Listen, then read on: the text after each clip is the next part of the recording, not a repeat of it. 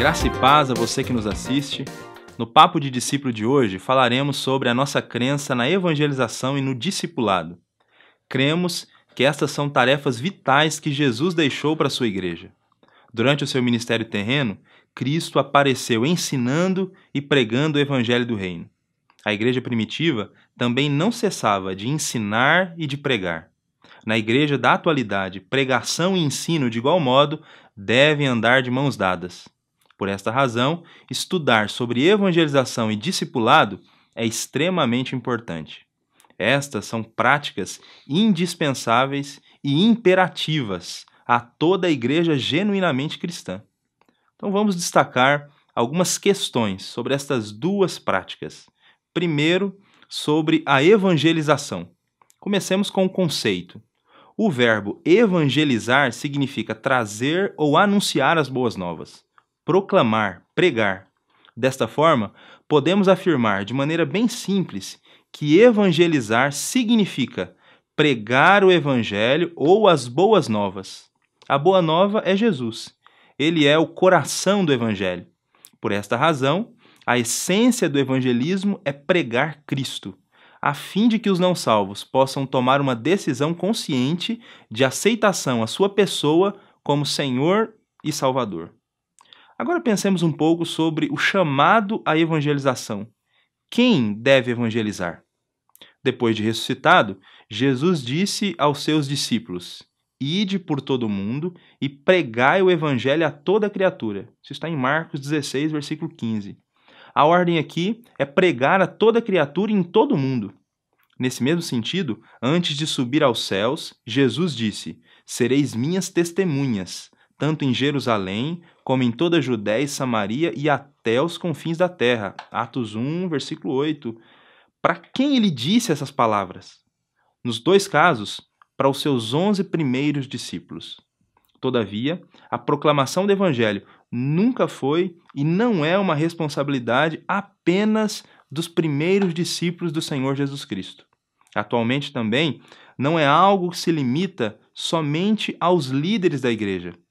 Essas conclamações aos primeiros discípulos constituem um dever para todos os seguidores de Cristo. É uma comissão a todo cristão, individualmente. Todos nós temos a tarefa de pregar o Evangelho. Além de entendermos a respeito da evangelização, precisamos ter um entendimento correto também acerca do discipulado.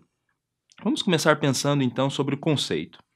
É muito evidente pela leitura do Novo Testamento que a palavra mais usada para designar aqueles que seguem a Cristo é discípulo.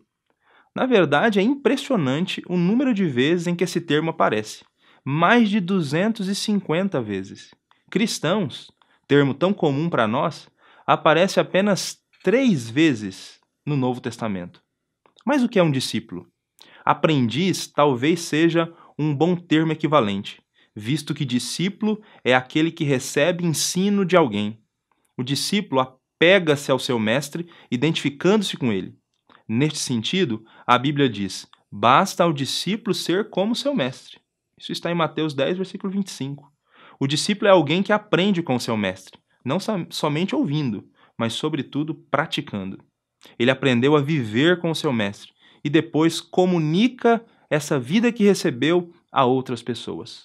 Sobre os seus discípulos, Jesus afirmou: todo aquele que quer ser meu seguidor deve amar-me mais do que a própria vida. Caso contrário, não pode ser meu discípulo.